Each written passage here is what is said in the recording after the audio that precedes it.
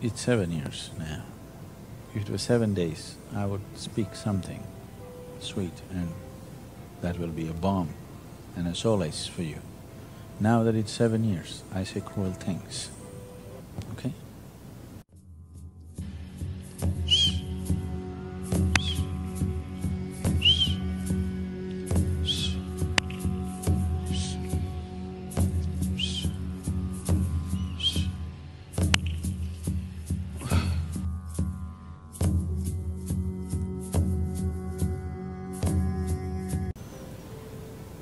They're not cruel, it's just that's the way of life. If we do not get the way of life, we will become unfit to live life. If we do not understand the ways of life, we will render ourselves unfit to live life. So, you know very well, every day, a lot of people are dying. As we sit here in satsang, in 2 hours, how many people do you think would have died in the world? Huh? What's the estimate? Somebody who's a doctor or an undertaker, you must know. What's the numbers like? Let's say a few thousands, all right? I don't know, it could be more than that, isn't it? In 24 hours, I think a few million people are dying, yes? Couple of million at least must be dying. In 2 hours, a few 100,000 are dying. And every one of them who die will be dear to somebody. Yes?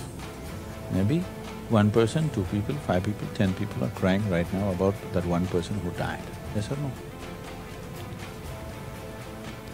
So, do we say, oh, it's nothing anyway, they die, leave them alone? That's not it, that is carelessness. I'm not talking about that. But still,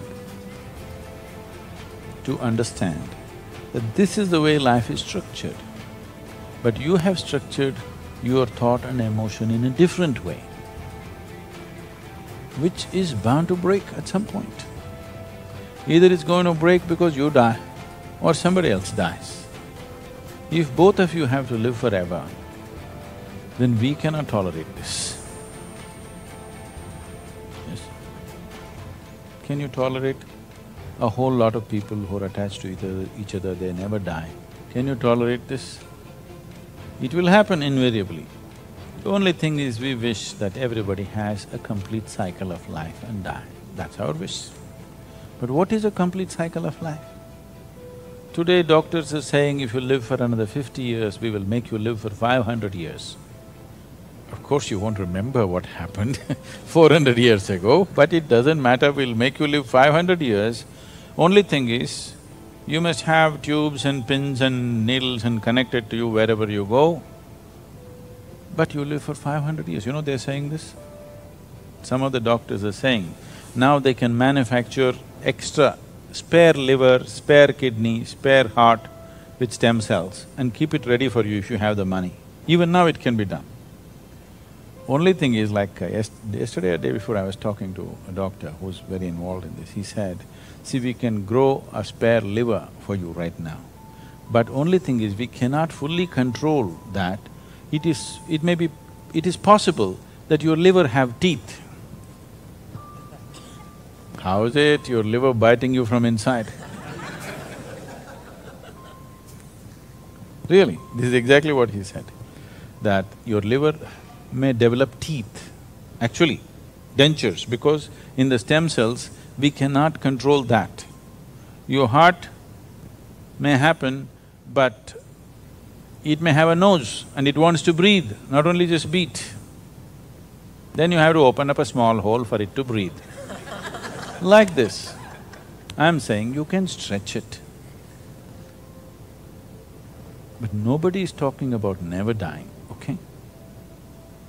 Instead of 50 years, we said 100. Instead of 100, we said 160 with yoga. Now they're saying 500 we will do with spare kidney, spare heart, spare liver, everything done. Even if you live for 500, will you die gracefully, I'm asking? Even at 500, the same struggle will go on, isn't it? Postponement, and much more struggle will happen along the way. So many surgeries of transplant. It's a good business model, but it is not a way to live. So we wish that everybody gets to live their natural lifespan. But what is natural is not for you and me to decide, isn't it? For whatever reason, when life is here, we do everything possible to preserve it and nurture it. But for whatever reason, either because of an ailment or a car crash or a bullet or a hangman's noose, which way life left the body, it doesn't matter. For whatever reason, the moment it leaves the body, you respect the decision of that life, that it chooses to leave the physical, always. If you do not respect that, you have not understood the fundamentals of how life happens. And anyway, this is not even about life. This is about having lost what is yours. Somebody lost a home. They're crying about it for 7 years. Somebody lost $1 million, they're crying about it for 14 years. Yes or no? Yes or no? So the question is not about your brother, the question is not about another life, the crying is not about life at all. The crying is about what you possessed has been lost. So this is what I was telling him. The child is still 4 years. The first thing is learn to not possess, because it's not even yours. It's never been yours.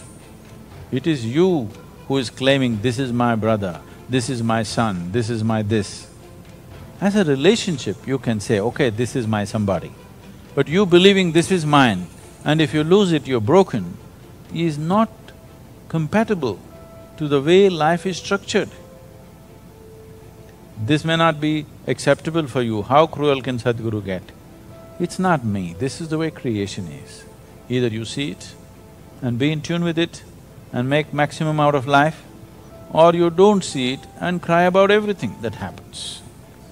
So, this is the most important thing that you do as a child. In India, the only reason, now they have for different reasons, the only reason why they wanted to have a son is because in your old age, he will remind you about your spiritual responsibility. He will remind you about your mukti, your liberation. And if you don't get it in your life, he will facilitate it even after you're dead. Just for this one reason, everybody wanted to have children. So, I'm saying that is your fundamental duty to one who delivered you, who brought you to life, to remind her about the nature of life and tell her what is the most important thing.